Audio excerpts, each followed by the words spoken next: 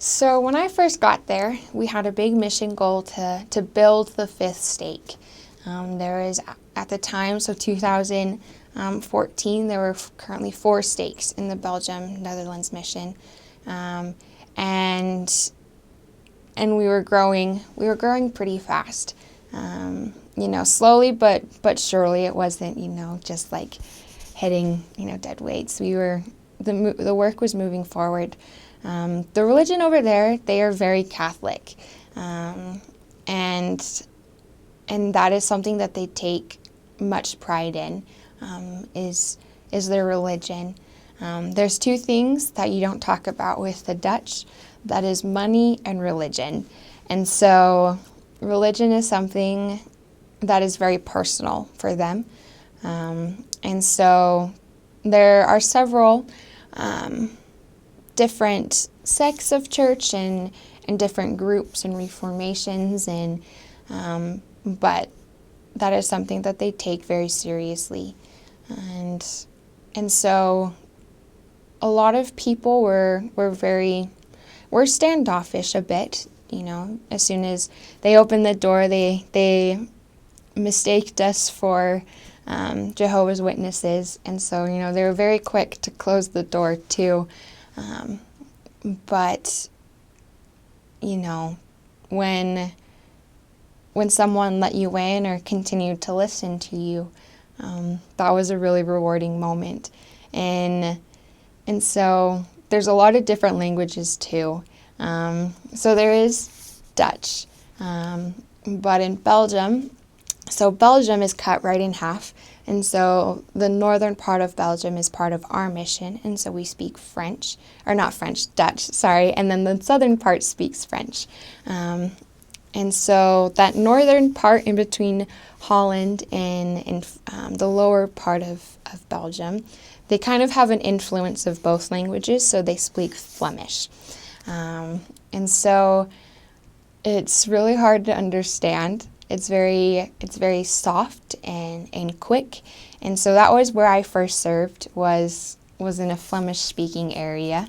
And so to go from the MTC learning Dutch to a city that speaks Flemish was really difficult. But that was no different for other missionaries who went way up north in Holland, to like Groningen, or Lelystad or Leeuwarden. They spoke different dialects of Dutch, and in different areas in the southern parts of Holland, eastern Holland. It was all very, very different. And so each transfer was like learning a new language, was trying to pick up on the way people spoke. And so for those who are members of the church, they take pride in being a member. They're very proud of their faith and are willing to share it. They love the missionaries, so they do everything they can to help the missionaries learn the language, learn their way around the cities, and to help them feel at home. Missionaries are well fed over there. The Lord really makes sure that the missionaries feel welcome and feel a part of the culture.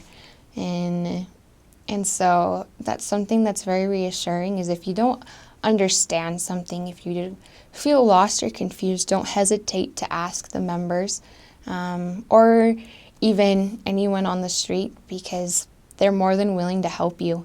That was also something that was a really big help, and contacting people was saying, hey, we are looking for this place. Can you help us, point us in the right direction? And they'll usually ask us like, well, why are you here? What are you doing? And so, they're very willing people. And once they open up and let you in, that's when miracles happen. And so the Dutch, they're very stubborn, and they're very honest, and they like to share their opinion, but at the same time, they are the most loving people I've ever met. They really have honest and pure intentions, and when, something good comes into their life, it changes so many different lives and influences so many different people. It's a very small country, and so it takes, I believe, I've never been up to the northern part of Holland, but I believe it takes between 6 and 8 hours to get from the top of Holland to the bottom of Holland. And so you could fit, Holland 10 times alone in the state of Utah. So it's very small, and so you can get from one area to the other area in a matter of hours. You just hop on a train.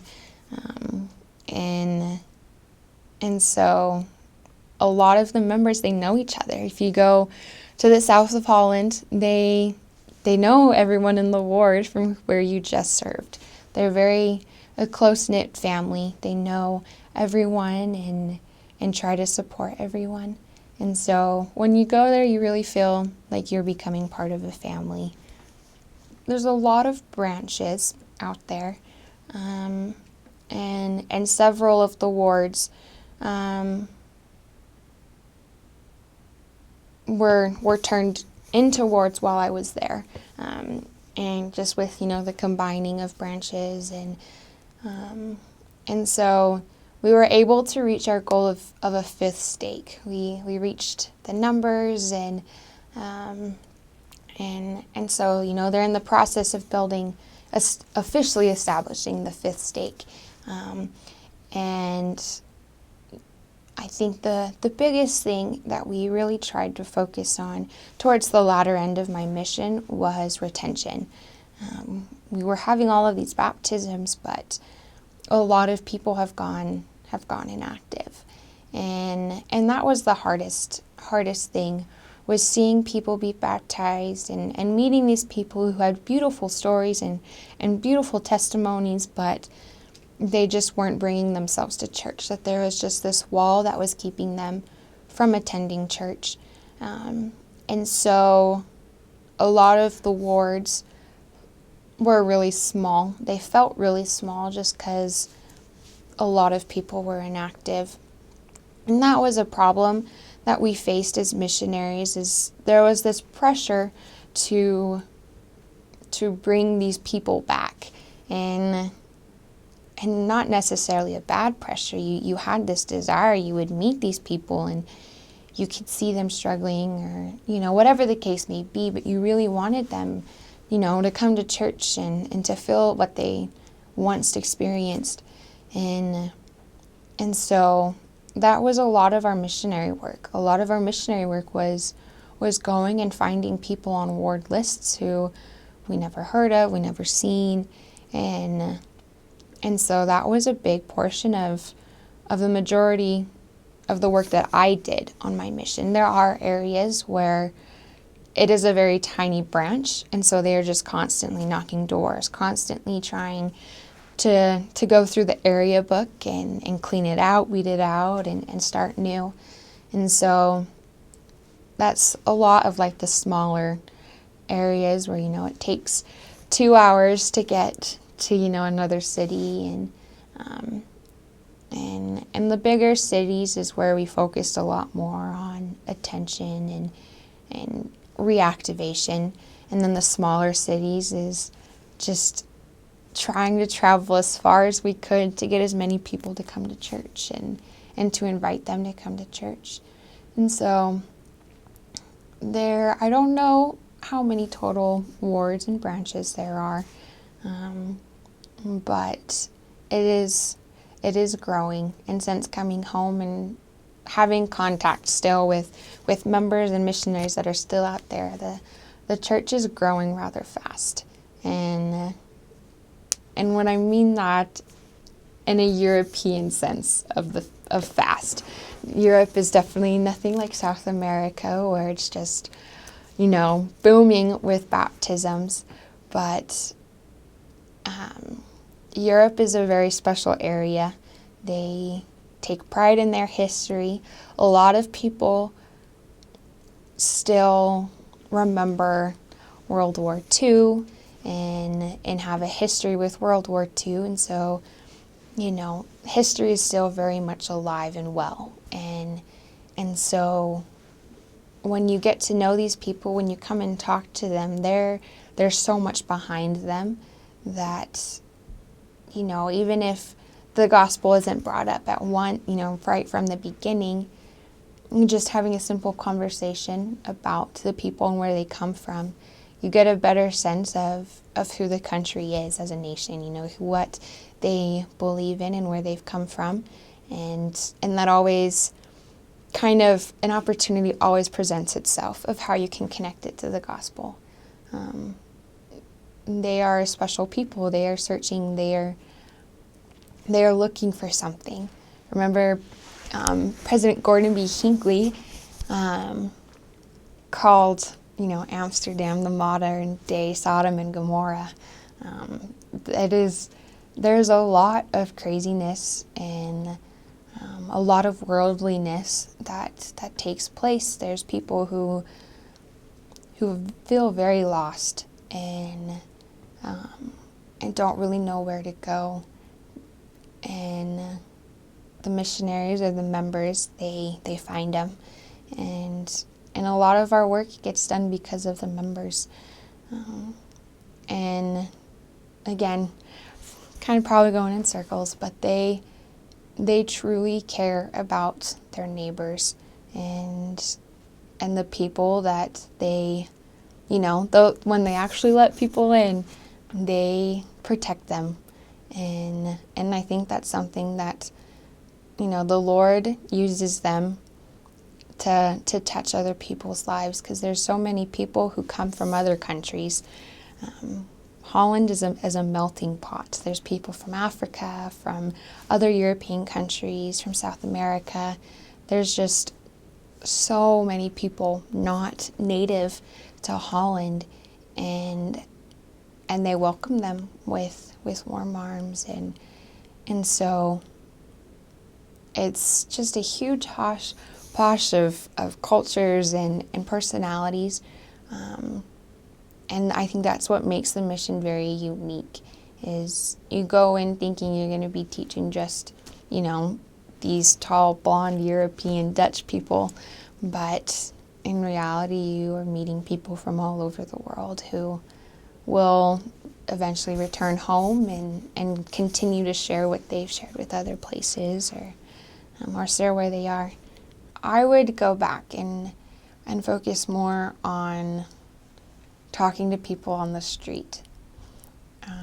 It's always been kind of a difficult thing for me to just start talking to anybody, and to open myself up from the start.